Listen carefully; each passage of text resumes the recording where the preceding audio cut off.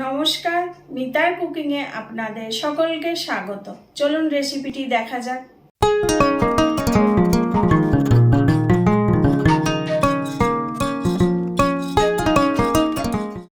চলে এসেছি বাইরের রান্নাঘরে। আজকে কাঠে রান্না করব। তা এখন রান্না হবে শোল মাছ দিয়ে আলু দিয়ে ঝোল। তা শোল মাছ দিয়ে আলু দিয়ে ঝোল করতে যা যা উপকরণ লাগবে, প্রথমে এখানে আছে দুটো শোল মাছ আমি কেটে পরিষ্কার করে ধুয়ে নিয়েছি। এখানে আছে আলু, দুটো আলু আমি কেটে ধুয়ে নিয়েছি। মশলার মধ্যে যা লাগবে, এখানে আছে লবণ, 1 চামচ ভাজা জিরে, 1 চামচ ধনিয়া গুঁড়ো, 1 চামচ কালার লঙ্কা, 1 চামচ রেগুলার লঙ্কা গুঁড়ো, এখানে আছে হলুদ গুঁড়ো 1.5 চামচ। ফোড়নের জন্য আছে এখানে জিরে 1/2 চামচ জিরে, শুকনো লঙ্কা, একটা তেজপাতা, আর আছে এখানে বড় বড় 2 চামচের আদা রসুন পেস্ট আছে। এখানে লঙ্কা আছে, কাঁচা লঙ্কা, এটা ওপর দিয়ে দেবো। ধনে পাতা আছে, এখানে একটা বড় টমেটো আছে, একটা বড় পেঁয়াজ কুচি আছে, আর রান্নার জন্য এখানে সর্ষে তেল আছে। আমি সর্ষে তেল দিয়ে রান্না করব।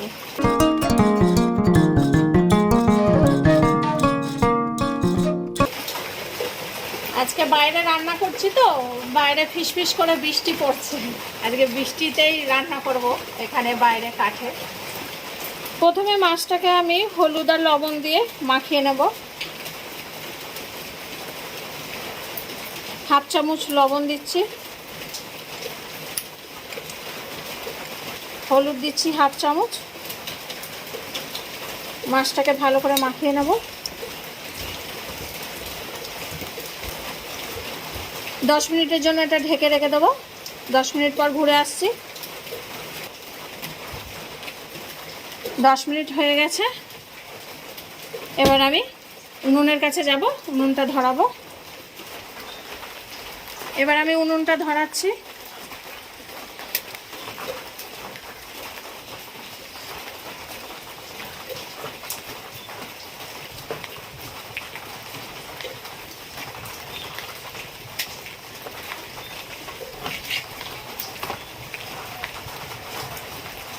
উনুনটা একটু ধরুক, আজকে তো বৃষ্টি, বাইরে উনুনটা একটু ভিজা ভিজা ভেতরে ছিল। কড়াই গরম হয়ে গেছে। এবার আমি তেল দেব, মাছ ভাজার জন্য তেল দেব।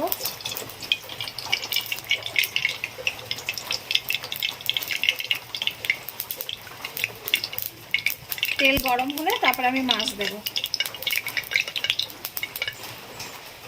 তেল গরম হয়ে গেছে, এবার মাছ দিয়ে দেব।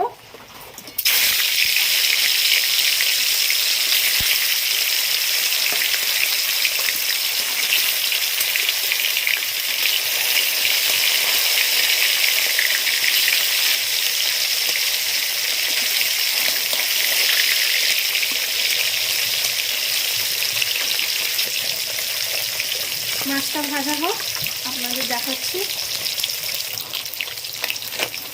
এবার মাছটা আমি উল্টে দেবো। 1 মিনিট হয়ে গেছে।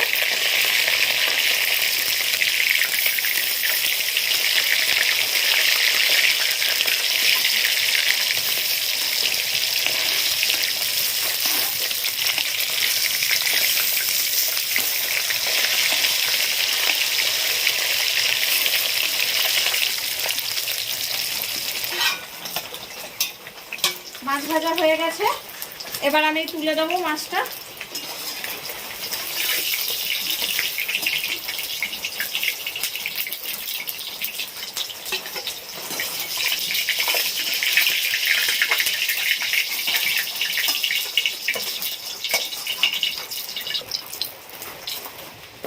মাছ ভাজা হয়ে গেছে।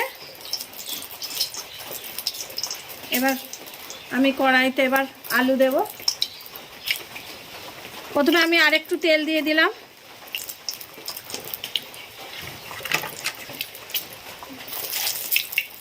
এবার ফোড়ন দেব। জিরেটা দিয়ে দিলাম, তেজপাতা দিলাম, আর দুটো শুকনো লঙ্কা দিয়ে দিলাম। 1 মিনিট নেড়ে নেব। তারপরে পেঁয়াজটা দিয়ে দিলাম। পেঁয়াজটা দিয়ে আমি হালকা ব্রাউন করে তারপর আমি আলু দেব। পেঁয়াজ হালকা ব্রাউন হয়েছে, এবার আলু দিয়ে দেবো।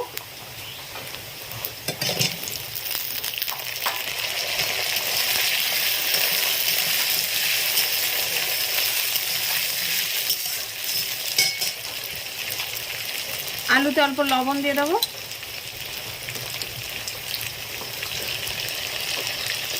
দেড় চামচ লবণ দিয়ে দিলাম। আলুতে একটু হালকা ভাজা হলে মশলা দেব। এবার আমি আদা রসুনের পেস্ট দিয়ে দিলাম।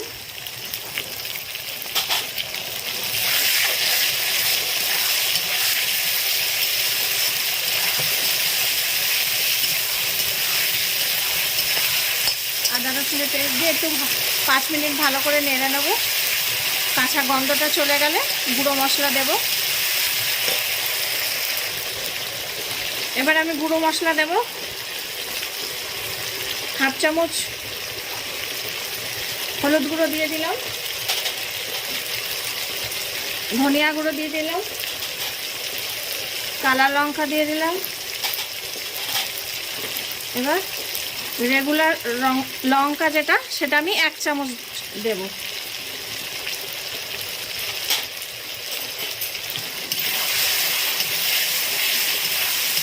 নেড়ে নিয়ে অল্প একটু জল দেব যাতে মশলাটা পুড়ে না যায়।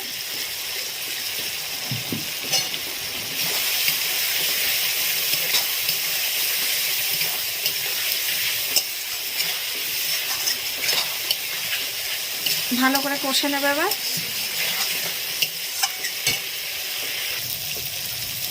5 মিনিট হয়ে গেছে। এবার আমি টমেটোটা দিয়ে দেব। টমেটো দিয়ে একটুখানি জল দেব, কাঠে রান্না করছি এই জন্য একটুতে তাড়াতাড়ি জল শুকিয়ে যায় কাঠের জলে, এই জন্য একটু জল দিয়ে দিলাম যাতে পুড়ে না যায়। এবার আমি ঢেকে দেব। 5 মিনিট পর আপনাদের দেখাচ্ছি আমি। 5 মিনিট হয়ে গেছে, এবার খুলে দেখি। তরকারিটা কষা হয়ে গেছে, মশলা থেকে তেল ছেড়ে দিয়েছে। এবার আমি জল দিয়ে দেব।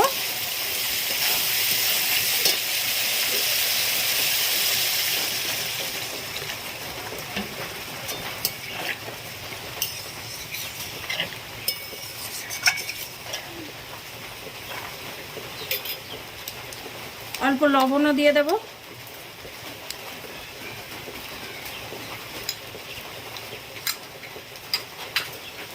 ফুটে উঠলে আমি মাছ দিয়ে দেব। দেখি হ্যাঁ, এবার ফুটে উঠেছে। এবার আমি মাছ দিয়ে দেব।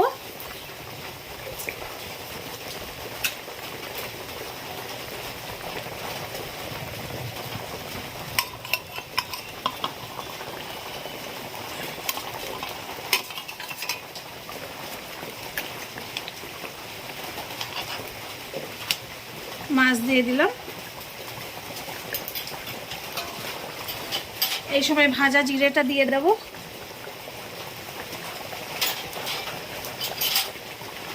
আর পাকা কাঁচা লঙ্কা আছে দিয়ে দিলাম, দিয়ে ঢেকে দেবো। 10 মিনিট পর ঘুরে এসে আপনাদের দেখাচ্ছি। 10 মিনিট পর ঘুরে আসলাম, তরকারি হয়ে গেছে। উপর দিয়ে আমি ধনে পাতাটা ছড়িয়ে দিলাম, দিয়ে 5 মিনিট ঢেকে রেখে দেবো। নামিয়ে আমি 5 মিনিট ঢেকে রেখে দেবো, তারপরে আমি আপনাদের দেখাচ্ছি। তরকারিটা রান্না হয়ে গেছে, এবার আমি বাড়ছি।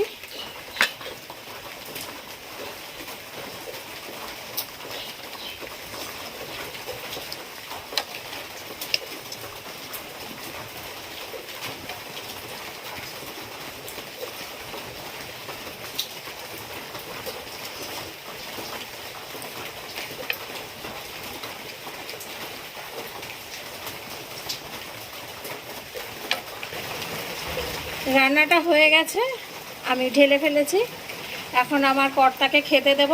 ভাতের সাথে খেয়ে বলবে কিরকম হয়েছে। কর্তার জন্য ভাত বেড়েছি, কর্তা খাবে এবার। মাথাটাই দিলাম।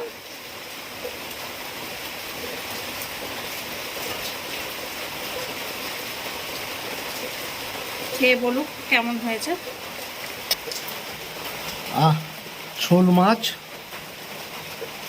একটু মাছ দিয়ে আলু দিয়ে টমেটো দিয়ে একটু মেখে নিলাম, মেখে নিয়ে এবার এটাকে খাবো।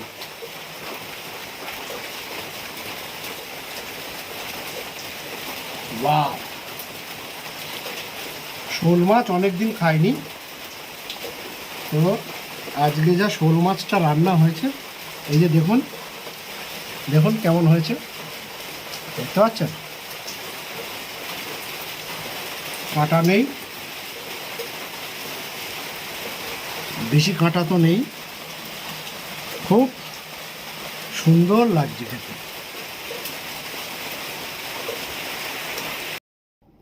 রেসিপিটি যদি ভালো লেগে থাকে তাহলে লাইক, কমেন্ট, শেয়ার এবং সাবস্ক্রাইব করবেন।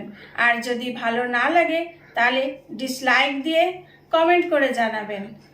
সকলে ভালো থাকবেন, আসি তাহলে।